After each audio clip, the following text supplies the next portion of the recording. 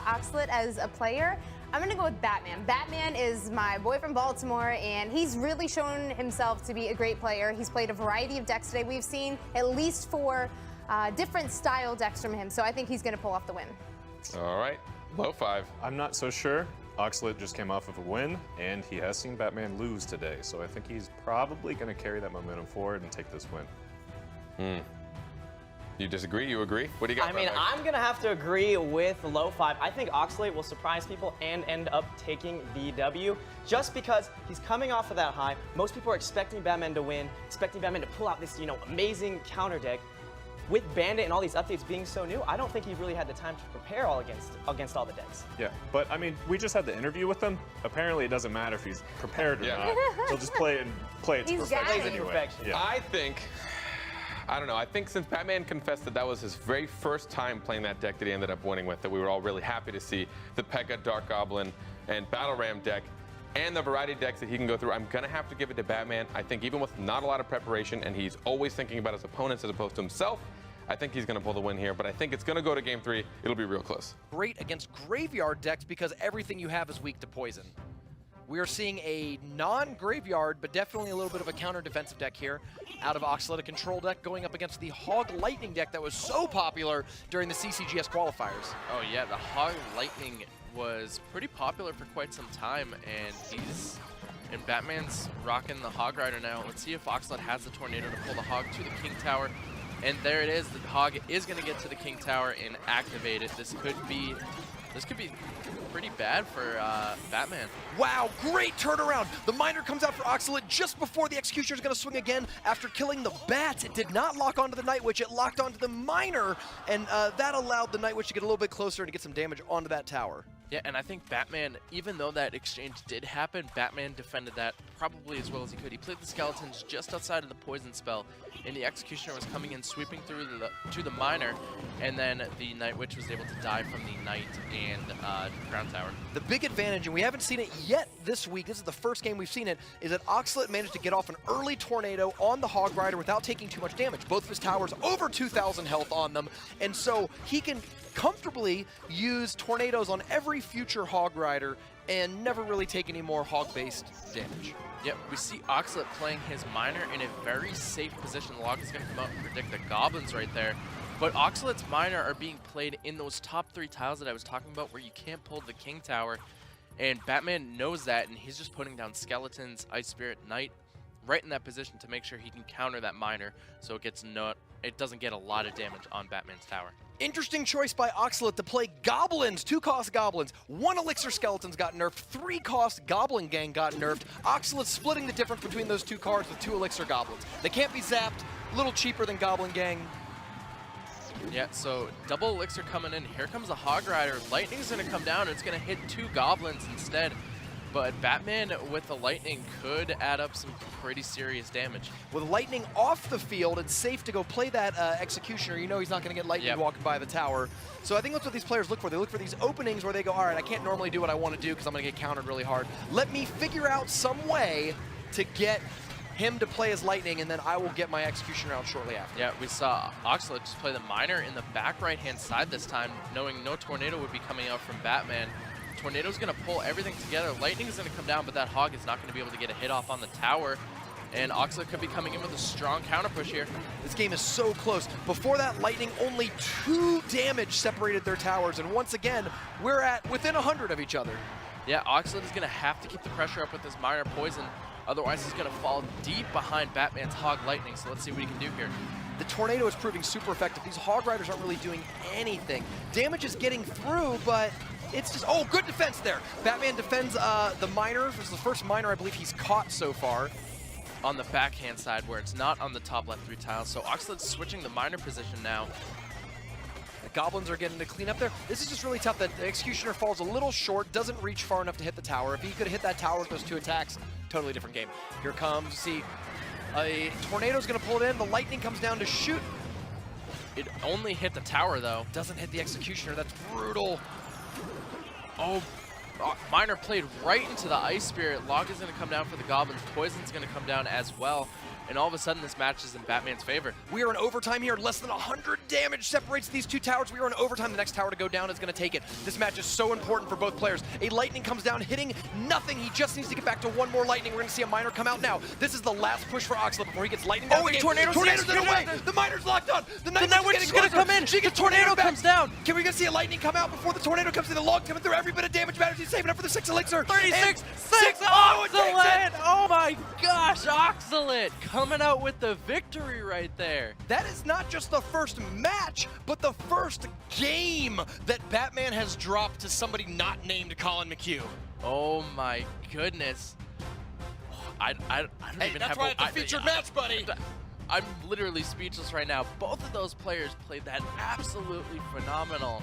And the lightning, He can't afford a tornado. Didn't happen. I feel like there was just beautiful one tornado too right many. there from Oh. Oxalate. Oh, yeah. Pulling the executioner of the opposite lane, forcing Batman to finally use this tornado. That was the first time he used it all game. And then the log comes in, and the poison's about to get its last tick. And I feel like Batman was just ready to hit. Batman's rubberized armor outer Oh, shell yeah. that we've seen out of someone who is not a member of his team. Oxalate has one more game to wrap this matchup and move to 3-2. Batman has 2 more games to try and tie it back up. All right, so pump coming out from Batman. Miner immediately going to the pump. Nightwitch is going to come down to defend it, but the Miner's going to take... Oh, and almost took down the pump with the assistance of the Zap spell from Ox. You mentioned the Zap, using the Zap against Nightwitch is pretty effective. Bandit and Ice Spirit coming in on the other side. Bandit does have to stop, though, and fight those low-health goblins, and that's going to stop her. Yep, the Nightwitch is going to get some value. Now, Oxalate doesn't have the Zap because he used it on the pump, so the Bats are going to get some good damage, bringing it down to 1579. And sometimes like that, you just got to take the L. I think it's a lot of times new players have this feeling of like, oh, I have to do something. I can't just live there and take the damage. But sometimes you got to know when you're beat. It's like chess. You mentioned a lot of these chess players. You just lose the bishop, take the L, move on. Yep. So 3 Musketeers coming out from Lightning. Batman right now. There's the lightning coming out from Ox. Batman didn't know that there was a lightning. That was the first reveal of it out of Oxalate. So from now on, he's going to have to play around that lightning. Lightning's a tough one because he does have Ice Golem. He's going to have to put the 3 Musketeers down in double elixir time and try to almost immediately follow up with an Ice Golem to block the lightning. Defensive Miner right there from Oxalate. Miner's going to connect for 1 hit, but you know when you have to play a defensive Miner that you're kind of in a little bit of a sticky situation. Now Batman is able to pump, no problem, but it looks like Oxalate might be able to punish here. Going in with Giant Nightwitch. They came out at such the same amount of time that their sound effects were overlapped. You hear that? Oh, yeah. Oh, the Nightwitch goes down. Ice Golem comes in to block, but there's going to be 3 bats coming out of this Nightwitch that might be able to get some damage onto the tower, but maybe not. The bats were getting cleaned up. Yeah.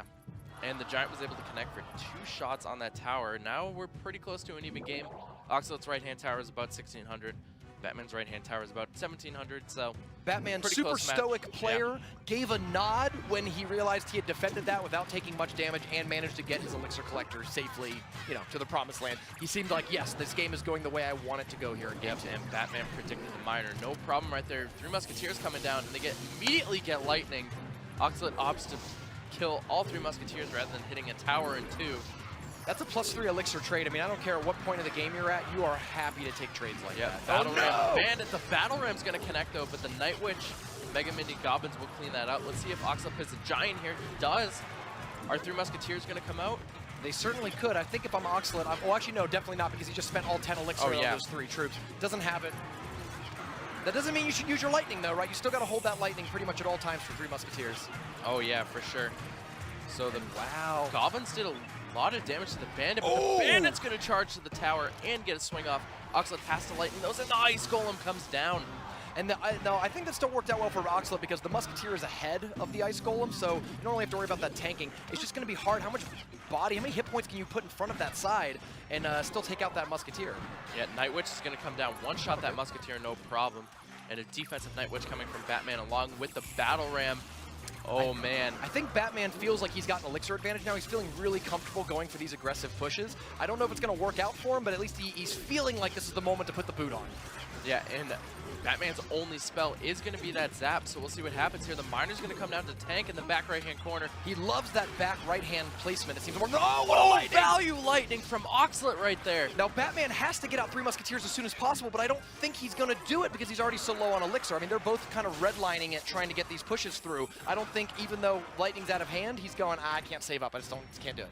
Oh no, here comes the Night Witch down on defense. Wasted bats almost, like those 3 bats, you know, there's no miner, there's nothing really tanking for him. He's looking to defend one more time. Less than 1,000 damage on both towers. If this not, oh, this connects! It does connect! Ram The zap comes down too late! The Bandit, is it gonna get off? No. Miner has to come in right here from Oxalate. Here comes the Miner. Back left predicted by the Ice Spirit. Miner's gonna swing on the tower though. Bandit's gonna come down. Is the Mega Minion gonna be able to connect to the tower? Lightning might come down here. Oh no, the Mega Minion gets distracted from the Bandit. I'll say if he lightning the Bandit and the thing, the Mega Minion would have been on the tower to attack it and maybe finish the game off, but I don't know what their elixir bars are looking like. Yeah.